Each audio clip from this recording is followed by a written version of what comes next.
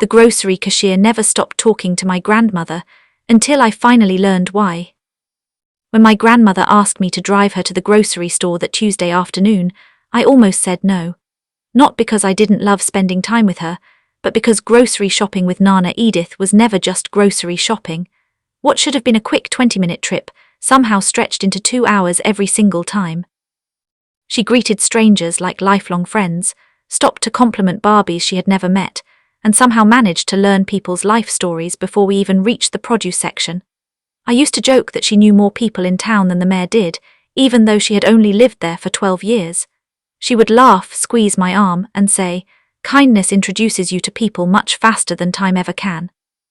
At 24, I thought it was just another one of her sweet little sayings. I had no idea that afternoon was about to change the way I looked at people forever. The parking lot was unusually busy for a weekday. Shopping carts rattled across the pavement, children chased each other between parked cars while exhausted parents tried to keep up, and the smell of fresh bread drifted from the bakery vents outside the store. Nana carefully adjusted the knitted cardigan she insisted on wearing regardless of the weather, grabbed her reusable shopping bags, and smiled at me as if we were about to attend the most exciting event of the year. I sighed dramatically just to tease her. "Remember," I said, "we're buying groceries, not making new friends." She laughed so hard she had to steady herself against the car door. "You never know," she replied. "Sometimes the people you meet while buying milk end up changing your life." I rolled my eyes, locked the car, and followed her inside. The familiar blast of cool air greeted us as the automatic doors slid open. Nana immediately slowed her pace to admire a display of fresh flowers near the entrance. While I headed toward the shopping carts, she was already complimenting an employee arranging bouquets. Within 2 minutes, they were laughing together like old neighbors. I stood there holding the cart, pretending to check my phone while secretly wondering how she managed to make every conversation feel effortless. Most people my age avoided eye contact with strangers. Nana seemed to seek it out. She believed every face carried a story worth hearing, and she never rushed anyone who wanted to tell it. As we moved through the aisles, I noticed something that had always been there but had somehow escaped my attention. People genuinely seemed happy to see her. The produce manager waved from across the fruit section. A young mother stopped to thank Nana for encouraging her during a difficult shopping trip weeks earlier. Even an elderly man using a walker smiled broadly when he spotted her and insisted on introducing her to his visiting daughter. Everywhere we went, someone called out, "Hello, Edith." I finally asked, "How do you remember all these people?" She smiled without looking up from the tomatoes she was inspecting. "I remember how they made me feel," she answered. "Names fade sometimes. Feelings don't." An hour later our cart was finally full, and I silently celebrated as we headed toward the checkout lanes. Every register had a long line except one at the far end. A young cashier stood there, patiently organizing grocery bags while waiting for customers. She couldn't have been older than 23. Her dark hair was tied back neatly, but loose strands kept falling across her face as she worked. Unlike the other employees chatting casually with customers, she wore the tired expression of someone carrying a weight no one else could see. There was nothing dramatic about it. It was subtle. The kind of sadness that settles behind someone's eyes after pretending everything is fine for too long. "We'll go to her," Nana said before I could steer the cart elsewhere. The cashier looked up as we approached and forced a polite smile. "Good afternoon," she said softly. "Did you find everything you needed today?" "We found everything except the winning lottery ticket," Nana replied with a grin. The cashier laughed unexpectedly. It wasn't a polite customer service laugh. It sounded real, almost surprised, as though she hadn't expected to laugh at all. "I'm afraid we're sold out of those," she answered. "That's all right," Nana said. "I'll settle for fresh strawberries instead." As the cashier began scanning our groceries, something unusual happened. Nana didn't simply answer the routine questions about loyalty cards or payment methods. Instead, she asked the cashier how her day was going. Not the automatic version people ask while already looking away, but a genuine question followed by complete silence as she waited for an answer. "It's been okay," the cashier replied after a pause. Nana tilted her head slightly. "Just okay," the young woman hesitated. "Busy. Busy can be good," Nana said warmly. "Busy means people still need you." The cashier looked down at the scanner before quietly saying, "I guess that's true." I shifted awkwardly. Most customers behind us were staring at their phones, eager to leave. I expected Nana to let the conversation end there, but instead she complimented the cashier's patience, mentioning how calmly she handled every customer despite the growing line. The young woman's face softened just a little. "Thank you," she whispered. "Not many people notice things like that." "They should," Nana answered. "The world runs because ordinary people do extraordinary jobs every single day." For a brief second, the cashier stopped scanning altogether. She simply looked at my grandmother with an expression I couldn't quite understand. It wasn't happiness exactly. It was something closer to relief, as though someone had finally spoken a language she had almost forgotten existed. Then she resumed scanning, but the conversation didn't end. She asked Nana about her cardigan. Nana told her she had knitted it herself. The cashier admitted she wished she knew how to knit because her grandmother had tried teaching her before passing away several years earlier. "I'm sorry," Nana said gently. "It's okay," the cashier replied automatically, though her eyes suggested otherwise. Without missing a beat, Nana smiled and said, "The people we love never really stop teaching us. Sometimes the lesson just takes longer to understand." I noticed the cashier swallow hard before quickly looking at the next item on the conveyor belt. For reasons I couldn't explain, the entire atmosphere around the register changed. The beeping scanner, the chatter from nearby lanes, even the crying toddler a few checkouts away seemed to fade into the background. It felt like two strangers had somehow recognized something familiar in each other, without either of them saying exactly what it was. When everything had been bagged, I pulled out my wallet to pay. As the receipt printed, the cashier surprised both of us. "I hope you come through my line again," she said, looking directly at Nana. "I hope we do too," Nana replied. Then after a tiny pause, the cashier added something that caught me completely off guard. "You remind me of someone I lost." Nana reached across the counter and gently placed her hand over the young woman's for just a second. "I'm honored," she said softly. No speeches, no dramatic advice. Just those two words, "I'm honored." The cashier blinked rapidly and gave one final smile before wishing us a wonderful afternoon. Outside, as I loaded the groceries into the trunk, I couldn't stop thinking about what I'd just witnessed. It had only been a 5-minute conversation, yet somehow it felt much bigger than that. I finally asked, "Do you know her from somewhere?" Nana closed the trunk carefully before answering. "No." "Then why did you talk to her like you'd known her forever?" She looked at the cloudy sky for a long moment. "Because loneliness has a look, sweetheart." I frowned. "What do you mean?" She rested one hand on my shoulder. "When you've lived long enough, you learn the difference between someone who's tired and someone who's trying very hard not to fall apart." I laughed nervously. "You figured all that out in 5 minutes, she smiled. "No, I saw it in 5 seconds. I wanted to argue that she was reading too much into a stranger's expression. People had bad days all the time. Maybe the cashier was simply exhausted from work. Maybe she had an early shift or hadn't slept well.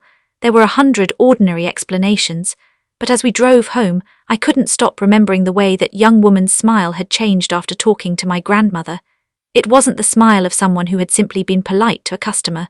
It was the smile of someone who had needed another human being to notice she existed. And somehow, my grandmother had noticed. I had no idea that this would become the first of many visits to that checkout lane, or that the quiet cashier's story would soon become deeply connected to our own, in a way neither of us could have imagined. The conversation in the car stayed with me for the rest of the week. Every now and then I'd hear my grandmother's words echo in my mind. "Loneliness has a look." At first I dismissed it as another one of her wise sayings, the kind she seemed to collect over a lifetime. But the more I replayed that afternoon in my head, the more I realized she hadn't guessed anything.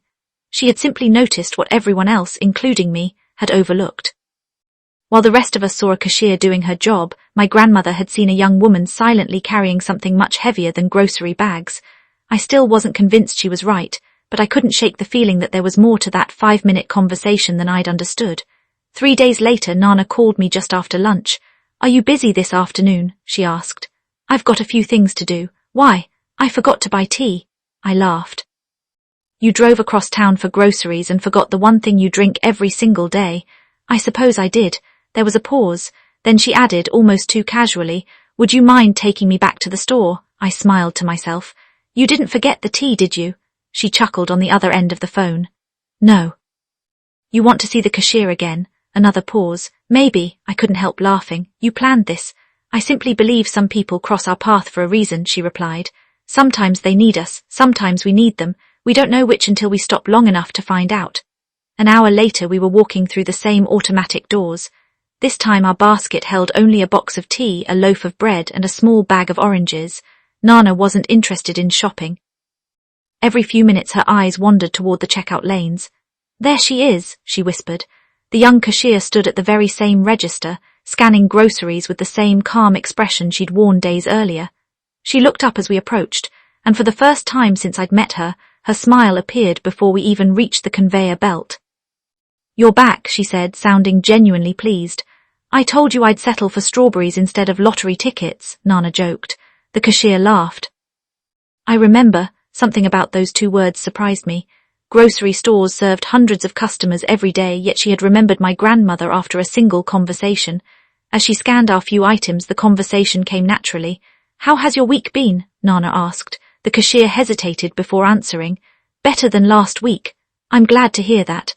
I've actually been thinking about something you said." "Oh." "The people we love never really stop teaching us." She looked down at the bread in her hands. "My grandmother used to tell me almost the same thing." Nana smiled softly. "She sounds like a wonderful woman." She was. The cashier's voice cracked almost imperceptibly before she quickly cleared her throat. "I lost her 4 years ago. I'm sure she loved you very much." "I hope so." "You don't have to hope," Nana replied gently. "People who are deeply loved usually spend their lives wondering if they deserved it." For several seconds the cashier didn't say anything. Instead, she quietly placed the loaf of bread into a bag and blinked away the moisture gathering in her eyes. "I'm sorry," she whispered. "I don't know why I'm getting emotional." "You don't have to apologize for having a heart," Nana answered. The line behind us had started to grow, yet not a single customer complained. It was as if everyone sensed this wasn't an ordinary exchange. After I paid, we thanked her and started walking away. Just before we reached the exit, I heard footsteps behind us. "Excuse me," we turned around. The cashier had stepped away from her register during a lull, nervously holding something in her hand. "I know this might sound strange." She unfolded a small, faded photograph. It showed an elderly woman sitting on a porch, smiling warmly at the camera. This was my grandmother. Nana accepted the picture carefully, almost reverently. For a long moment she simply looked at it, then she smiled. She had kind eyes. The cashier's own eyes filled with tears. Everyone used to say that. They were right. The young woman looked relieved, as though hearing someone else recognize that kindness made the memory feel alive again. "My name is Emma," she said quietly. "Nana Edith." "I'm Liam," I added. Emma smiled. "It's nice to finally know your names." As another customer approached her register, she tucked the photograph safely back into her pocket. "I should get back to work." "Of course," Nana said, "but thank you." Emma frowned slightly. "For what?" "For trusting us with something precious." Emma stood there for a second before nodding. "I don't really talk about her anymore." "Maybe," Nana replied, "she sent you someone who would listen." Emma didn't answer. She simply returned to her register wearing a smile that reached her eyes for the first time. On the drive home, I glanced over at my grandmother. "You knew she'd come after us." "I had a feeling." "You also knew she'd been thinking about your conversation." She laughed. "No, sweetheart." "Then how?" "Because when people feel invisible for a long time, they never forget the person who truly sees them." I looked out the window, watching houses blur past. For years I'd believed kindness was mostly about being polite, holding doors open, saying thank you, smiling at strangers. My grandmother treated kindness differently. To her, kindness meant paying attention, really paying attention. And somehow, by doing nothing more extraordinary than listening, she'd managed to give a grieving stranger something she'd been missing for years. Permission to remember someone she loved without feeling alone. I couldn't explain it, but I had a feeling this wasn't the end of Emma's story. It felt like the beginning. Over the next few weeks, our grocery trips became a quiet tradition. We never announced we were coming, and Emma never expected us, but somehow we always ended up in her checkout line. At first, our conversations lasted no longer than it took to scan a basket of groceries. Then they slowly stretched into little moments before the next customer arrived. We learned she loved reading old novels, that she dreamed of becoming a nurse one day, and that she still kept a recipe book her grandmother had handwritten decades earlier. Whenever she spoke about her grandmother, her voice carried both warmth and sadness, as if she was afraid that talking too much about her might make the memories fade instead of grow stronger. One rainy afternoon, the store was almost empty. Emma finished helping the customer ahead of us and looked unusually exhausted. The cheerful smile she'd begun wearing over the past few weeks had disappeared.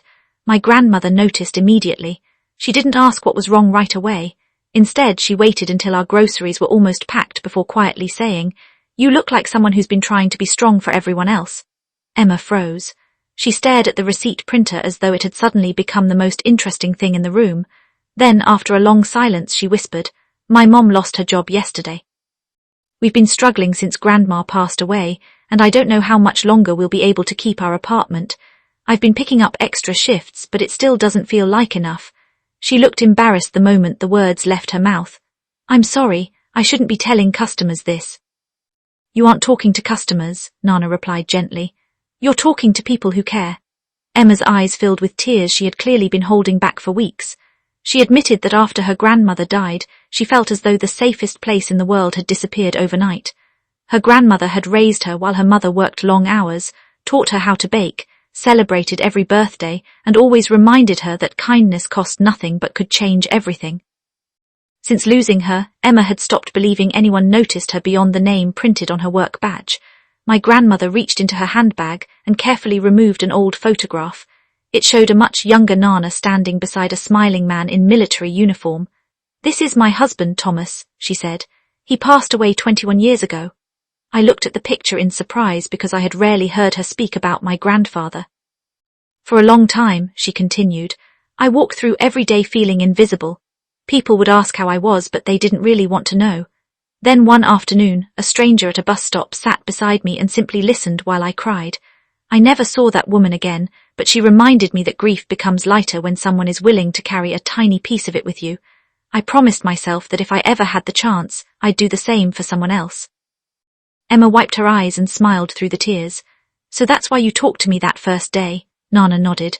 "I didn't know your story. I just recognized the look in your eyes because I once saw it in the mirror." Those words settled over all three of us. For the first time I understood what my grandmother had meant weeks earlier when she said loneliness had a look. It wasn't magic. It wasn't guessing. It was empathy born from surviving your own hardest seasons. As we prepared to leave, Emma stopped us. "Would you both come back next Saturday?" she asked shyly. "It's my break around noon and I'd like to introduce you to my mom." The following Saturday we returned. Emma's mother was waiting near the store cafe with homemade muffins baked from her grandmother's recipe book. She thanked my grandmother for bringing her daughter back to life. "She smiles again," she said quietly. "She laughs at home. I hadn't heard that laugh in years." Emma blushed, insisting her mother was exaggerating, but the happiness on her face proved otherwise.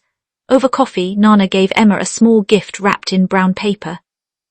Inside were a pair of knitting needles and several balls of soft blue yarn. "My grandmother tried teaching me," Emma said, smiling sadly. "Then let me help you finish her lesson." Emma hugged my grandmother so tightly that even people walking past couldn't help smiling. I realized then that family isn't always defined by blood. Sometimes it's created through unexpected moments of compassion between people who simply choose not to walk away from each other's pain. Months later, Emma enrolled in evening classes to begin working toward her nursing qualification. She often joked that dealing with impatient grocery shoppers had been perfect training for hospital work. Every Christmas after that, she visited Nana with homemade cookies using her grandmother's recipe, and together they knitted scarves to donate to a local homeless shelter. What began as a 5-minute conversation at a checkout counter became a friendship that changed both of their lives. Looking back now, I hardly remember what groceries we bought that first afternoon. I don't remember the total on the receipt or what was for dinner that night. What I remember is watching one person slow down long enough to truly see another human being. In a world where everyone seems to be rushing somewhere, my grandmother taught me that the greatest gift you can offer someone isn't money, advice, or even the perfect words. Sometimes it's simply making them feel visible. I still catch myself hurrying through life now and then, but whenever I do, I think of Nana Edith smiling across a grocery checkout lane, asking a simple question she genuinely wanted answered. "How has your day been?" It was never just small talk. It was an invitation for someone to remember that they mattered. If this story reminds you to check in on someone you care about, or even to smile at a stranger who might be having the hardest day of their life, then perhaps kindness will continue its journey, one conversation at a time. Don't forget to subscribe, like, share and comment.